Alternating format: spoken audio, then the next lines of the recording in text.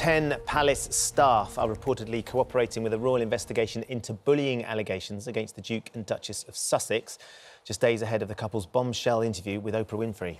Anticipation for the interview, which is set to air in at least 68 countries, has grown after the release of a clip where Meghan accused Buckingham Palace of perpetuating falsehoods. Well, royal editor and co-author of the Harry and Meghan biography, Finding Freedom, Omid Scobie, joins us now. Good morning to you, Omid. Thank you for joining us this morning.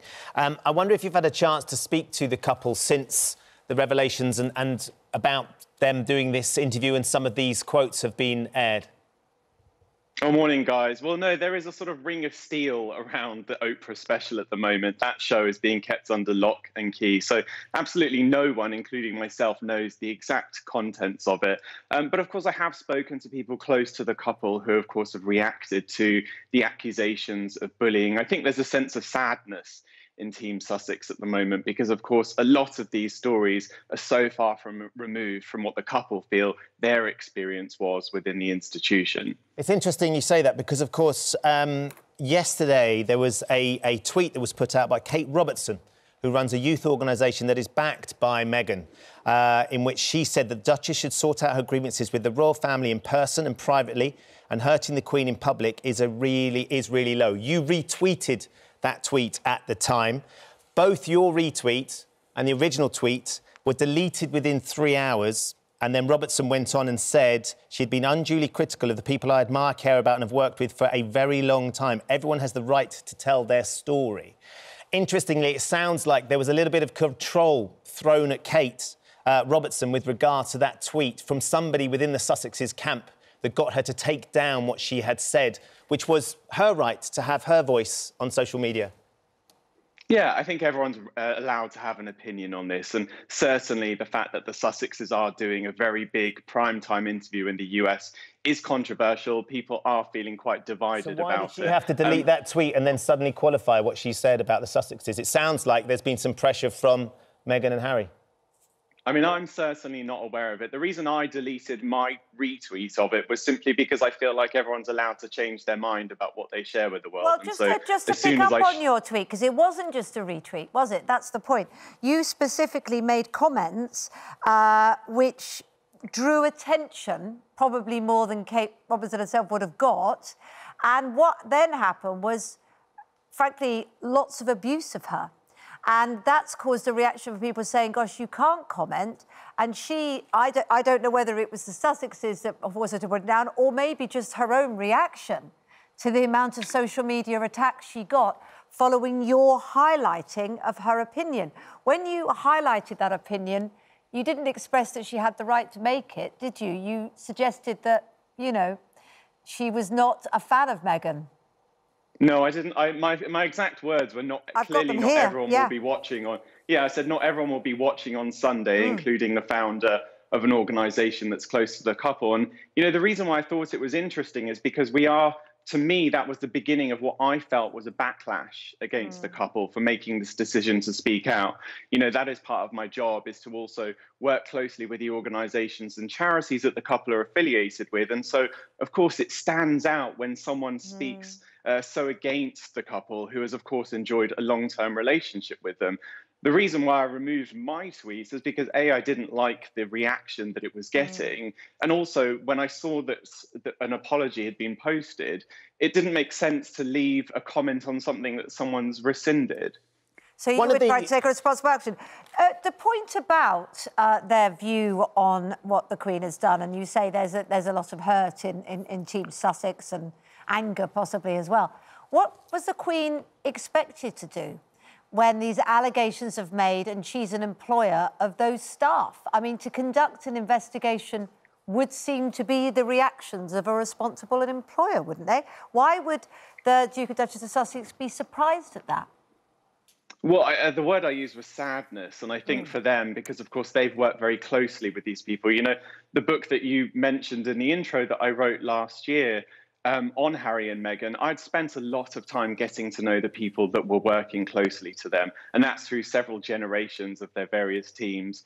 at Kensington Palace and Buckingham Palace. And I myself hadn't come across stories of bullying. I'd seen people frazzled and frustrated by being caught in the middle of the Sussexes and the institution on a regular basis. So, you know, I also understand that anyone's experience and what they share as their experience during employment needs to be heard. And so, of course, like any responsible business, there has to be an investigation. But at the same time, it is an unprecedented moment for the palace to announce to the entire world that there would be an HR investigation. You know, this is the institution that has remained dead silent about all of the Prince Andrew accusations. No comment was the words given to me time and time again when I asked more questions about the allegations against Prince Andrew and his lack of cooperation against the FBI.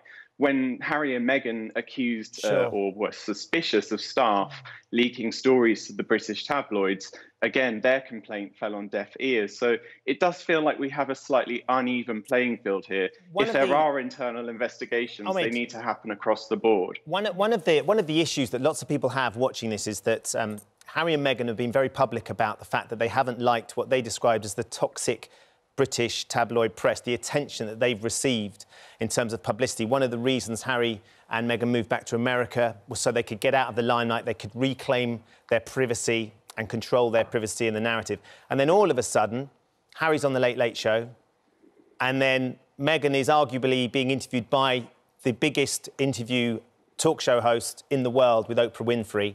And that privacy is being shared in a very explicit way, in a way that someone who is a big supporter of Meghan and run a charity that Meghan has supported, Kate Robertson, felt like was distasteful and was really low with regards to how they were treating the Queen. And then suddenly you get the sense that, well, you can't have your cake and eat it. They're just saying that they want their privacy, and yet they're going and sharing all of this information, very private, very personal information, so publicly. How do you weigh up those two things? Yeah, I mean, for me, what does privacy mean? Privacy is the ability to have control about what you share with the world. It's the right to keep your hospital records private, but perhaps talk about your job or your passions or whatever about yourself in public. And so for Harry and Meghan, all they wanted to do was take control over the things that they felt that they had lost. It doesn't sound like that's what this interview is going to be based about. It's not going to be based about what they're interested in, what they're passionate about. It sounds like, from the clips we've had already, it's about them being very public and open about some of the accusations back to the palace, about this sort of the things that they had to deal with, the personal attacks that they had to deal with coming from within the firm. Yeah, they have every right to share their side of the story. I mean, look, myself included, we have all spent the last 3-4 years talking about Harry and Meghan on a near daily basis. It's almost the full daytime lineup on this network. This is 2 hours for the couple to share their side of the story. And I think, again, I go back to what privacy actually means. It's the ability to keep certain aspects of your life private and to have the ability to give authorization to share certain things elsewhere. Do you think that's what the Queen will be thinking this morning? Do you think that's what the Queen will be thinking as well? The privacy is about keeping certain aspects of our private lives private, and that's not what Harry and Meghan are doing. I mean, look, I think anyone that claims to know the thoughts and feelings of the Queen is probably making it up, because that is a very tight ring around her. But ultimately, we have to look at the relationship that Harry and Meghan do have with the Queen and Prince Philip. We heard Harry talk a little bit about that on James Corden. And I think people will be really surprised to hear more stories about that warm relationship on the interview with Oprah. You know, when Harry and Meghan talk about the firm or the institution, they're not attacking the royal family. They're talking about the machine of the monarchy. That's what goes on behind the scenes. And I think any royal family member is able to distinguish the two. I know, but it would have been helpful if she distinguished it in her comment to avoid some misinterpretation then, wouldn't she? It didn't feel like she was consciously trying to make that distinction. But you're right, we haven't seen the whole thing yet. Who do you think Meghan in particular is talking to, and Prince Harry as well, in the doing of these interviews? Who do you think they think their audience is? Because it's not going to create a warm relationship, is it? Because it's not the way the royal family operates to do things publicly like this. Are they aiming it at America? Is that what it's all about? They don't seem to want to make friends with us over here particularly, certainly not with the British press. What's the point of it? I think who they want to speak to are the millions of people around the world who have spent the past 3 or 4 years reading stories about them and featuring anonymous source quotes about them. And this is the first time they actually get to tell their side of the story. We haven't heard it yet. The last time they actually sat down for an on-camera interview was, of course, their engagement interview. We've seen a couple of moments here and there since. So this is really their first opportunity. And I think for the world to understand what it was that they went through, because of course, that is still very much a mystery. There have been people around them who have shared certain snapshots of those difficulties within their time as working members of the royal family. We haven't heard it from their own words. And yes, a lot of these trailers are very dramatic, but this is small moments from a 2-hour special. And I think that people will be quite surprised once it's finished airing, that it was a lot more balanced than it comes across. Be very interesting, wouldn't it? I think everyone's going to watch whatever side of the fence they stand on. It's going to be in the 63 countries worldwide that will be broadcasting it as well. Wow.